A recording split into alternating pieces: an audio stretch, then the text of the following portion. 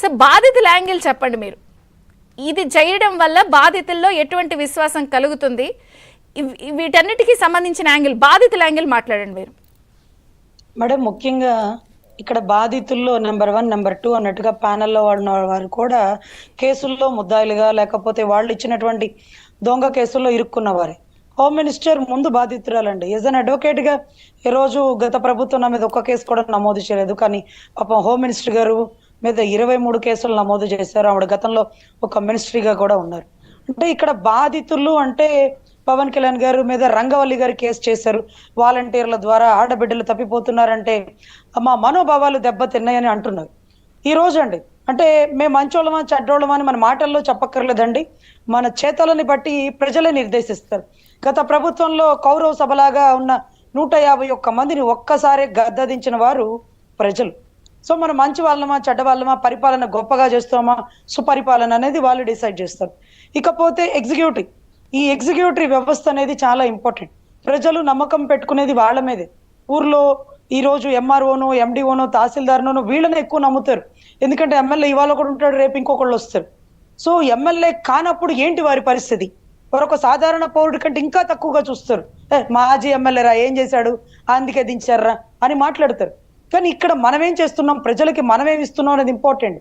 So ఇక్కడ అంత దమ్మున్న చదువు ఎగ్జిక్యూటివ్ వ్యవస్థ, ఒక ఉద్యోగస్తుడికి ఉండే విలువ ఎమ్మెల్యే మినిస్ట్రీకి కూడా ఉండదండి. ఇవాళ ఉంటుందేమో 5 ఏళ్ళు, వెనకాల గన్మెన్, ప్రోటోకాల్, క్యాన్వై, తర్వాత ఉండదండి.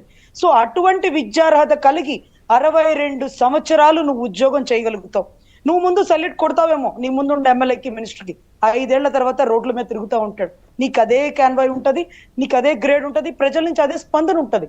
సో పబ్లిక్ సర్వీస్ కమిషన్ అంటూ రాసినటువంటి గొప్ప గొప్ప వారు పబ్లిక్ సర్వీస్ వదిలేసి పొలిటికల్ సర్వీస్ ఎందుకు చేస్తున్నారో మాకు అర్థం కాల.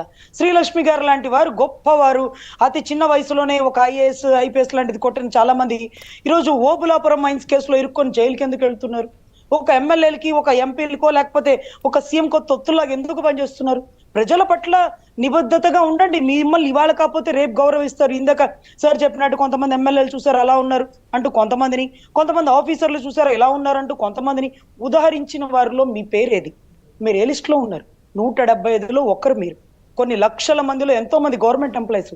నిజాయితీగా ఉన్న వాడికి గుర్తింపు ఇలాగా కొంతమంది కూర్చొని పలానా అధికారి చూడరా, కొడుకు కేసు చేశారంటేనే తీసుకెళ్ళు అన్నాడు అండి.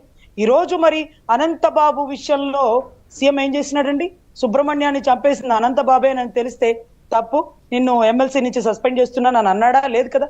చిత్తశుద్ధి లేని పరిపాలన ప్రజలు చూశారు కాబట్టి నిబద్ధత గల పరిపాలన ఈ రోజు దొరుకుతుంది. అటు చూశారు, ఇటు మీరు చేస్తారని ఇచ్చారు. ఇప్పుడు ఎట్లా చేస్తారు అన్నది పాయింట్. ఎస్ మ్యామ్, ఇది చాలా ఇంపార్టెంట్ పాయింట్ ఇక్కడ డిస్కస్ చేయాలి. 30,000 పైచిలకు ఆడబిడ్డలు తప్పిపోయారని అధినాయకుడు పదవి లేనప్పుడు మాట్లాడిన గురించి రంగవల్లి గారితో కేసు, కృష్ణలంకలో కంప్లైంట్, ఇవన్నీ చూసాం. ఈ రోజు గత 2-3 రోజుల నుంచి కందుకూరు పరిసర ప్రాంతాల్లో ఒక తల్లి 2 ఆడబిడ్డలను తీసుకొని వచ్చి ఇక్కడ పెట్టేసింది. కరీంనగర్ నుంచి వచ్చేసి, నాకు శివుడే నా భర్త, నా బిడ్డలకి తండ్రి శివుడే, నీ శివుడులో ఐక్యమైపోతాను అంటూ పిల్లలు, మెచ్యూర్ అయినటువంటి పెద్ద పెద్ద పిల్లలు, పాపం 10th class, inter first year పిల్లల్ని తీసుకొచ్చి ఆ తల్లి ఆ ట్రాన్స్ లో ఉంది.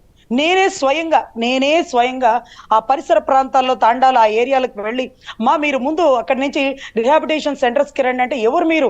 వాడు నా భర్త కాదు, నేను శివుడికి భార్యని, ఈ బిడ్డలు ఎదరికి పుట్టాల, శివుడికి పుట్టారు అనే ట్రాన్స్ లో ఉన్నారు. అంటే ఒక్కొక్క ఆడబిడ్డని ఒక్కొక్క రకంగా మాయ చేయవచ్చు. ఆవిడ సోమవారం పూట నిష్ఠగా శివుడికి పూజ చేసామని శివుడి ట్రాన్స్ లో, ఇంకొకరికి సినిమా ఛాన్స్, ఇంకొకటి బ్యూటీ ప్రొసీజర్ స్టార్ట్ అయ్యి ఈ అరాచకాల చిట్టా తెప్పిస్తున్నారు అనగా అందరూ జాగ్రత్త పడుతున్నారా? అంటే మీరు అనేది ఏంటి?